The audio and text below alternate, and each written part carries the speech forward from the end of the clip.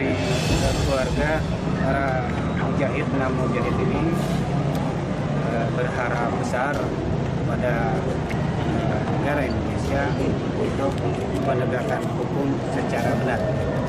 Artinya sesuai dengan apa yang kita sepakati bersama, yaitu konstitusi. Dan kami sangat tidak terima dengan keadaan ini. Yang sangat kami sesalkan salah satunya adalah setelah dibunuh, putra-putra kami dibunuh, tidak ada keterangan dari pihak kepolisian yang menghubungi keluarga, menghubungi kami. Itu tidak ada. Artinya sebagai sebuah negara yang beradab, yang berasaskan kemanusiaan yang adil dan beradab, ini sangat biadab menurut saya, tidak beretika. Kemudian saya juga sangat tidak terima bila putra saya dan keenam para mujahid ini dikatakan membawa senjata. Padahal kami tahu persis siapa putra-putra kami dan kami tahu dia aktif di mana. Gitu. Artinya mereka tidak akan pernah membawa senjata. Dan ketika ada kami nonton di TV itu ada senjata, itu dari mana? Gitu.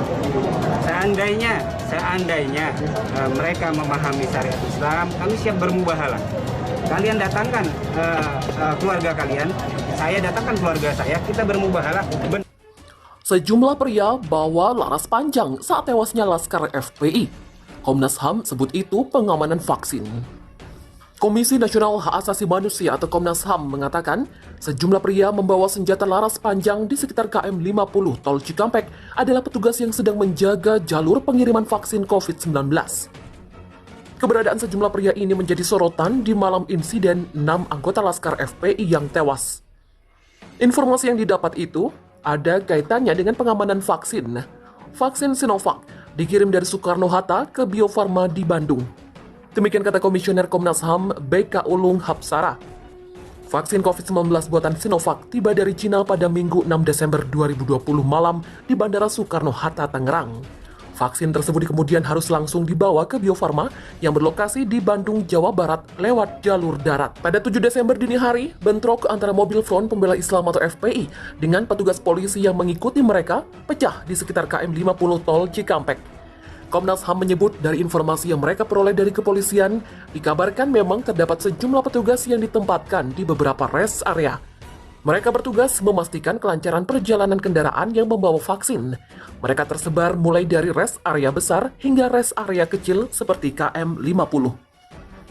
Sebelumnya dilansir dari laporan koran Tempo edisi 18 Desember 2020, sejumlah saksi di KM 50 mengaku melihat sosok-sosok misterius dengan senjata laras panjang berada di sana sebelum insiden yang menewaskan 6 anggota Laskar FPI pecah. Menak baru dinilai bukan seorang revolusioner dan masih jualan isu radikal. Presiden Joko Widodo telah resmi melantik Ketua Umum GP Ansor, Yakut Khalil Qomas, sebagai Menteri Agama. Namun pergantian ini dinilai belum memberi perubahan yang berarti. Deputi Balitbang DPP Partai Demokrat Syahrial Nasution menilai, Gus Yakut bukan seorang yang revolusioner sebagai Menteri Agama. Gus Yakut masih terjebak dalam permainan lama, yaitu sebatas menggoreng isu radikal dan terorisme.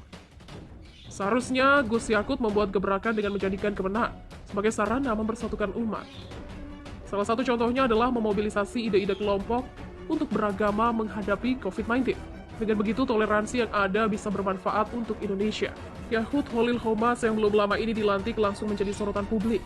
Kekinian, sosok dari kalangan NU yang akrab disapa Gus Yakut itu menanggapi soal status FPI. Gus Yakut menegaskan bahwa FPI tidak terdaftar di Kementerian Dalam Negeri, sehingga tak perlu diambil pusing. Ketika dimintai tanggapan terkait FPI, Gus Yakut merasa bingung karena ia menganggap FPI itu tidak ada. Begini, kalau bicara FPI itu tidak terdaftar di Kemendagri. Jadi kalau disebut FPI itu nggak ada sekarang. Karena organisasinya memang belum ada secara hukum. Begitulah kata Gus Yakut. Ia menambahkan organisasi FPI juga tidak terdaftar di Kementerian Agama karena mereka tidak melakukan perpanjangan. SKT-nya, surat keterangan terdaftarnya tidak diperpanjang. Jadi secara norma yang nggak ada. Jadi kalau bicara FPI yang mana dulu? Begitulah sambungnya dengan enteng. Suara.com mencatat bahwa SKT FPI sejak tahun 2019 memang tidak diperpanjang. Meski memutuskan tidak memperpanjang surat izin, FPI menegaskan akan berjalan seperti biasanya. Pengacara FPI, Sugito Atma Prawiro, mengatakan bahwa SKT yang diajukan oleh organisasi masyarakat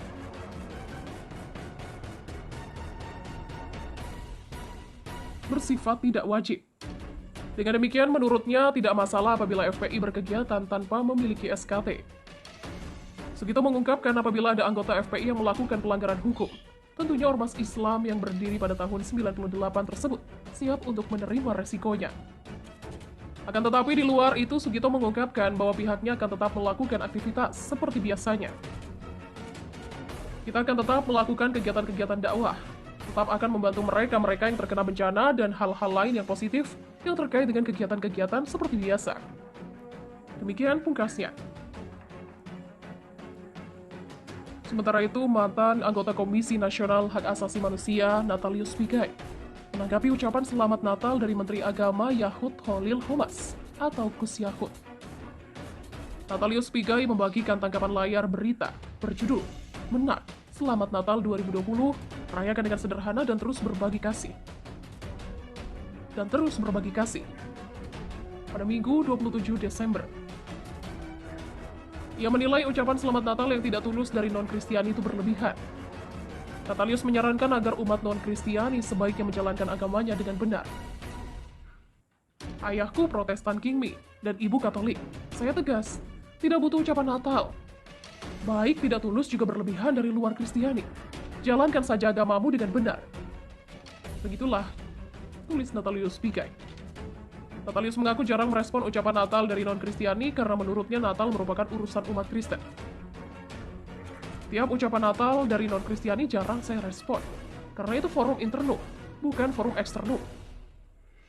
Sebelumnya, Menteri Agama Yakut Khalil Qomas mengucapkan Selamat Natal pada 25 Desember 2020 kepada segenap umat Kristiani di Indonesia.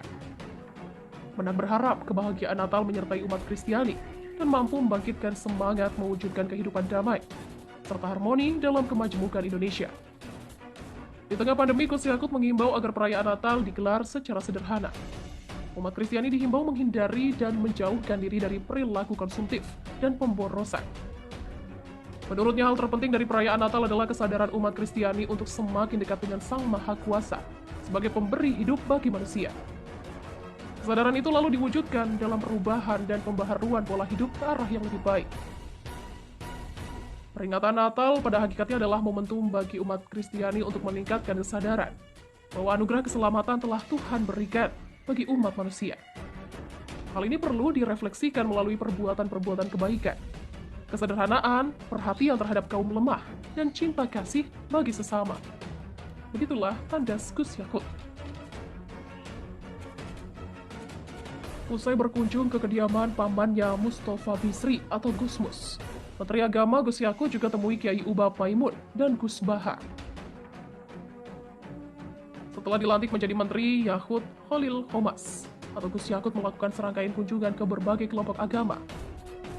Ketika malam Natal, Gus Yakut mengunjungi gereja Beleduk di Semarang. Setelah itu, Menak lanjut berkunjung ke Ponpes Rodlot Toli bin Lete, Rembang, yang merupakan kediaman pamannya Gusmus. Serangkaian kunjungan tersebut bertujuan untuk mencari masukan dari para tokoh yang cukup berpengaruh, terutama dalam hal keagamaan.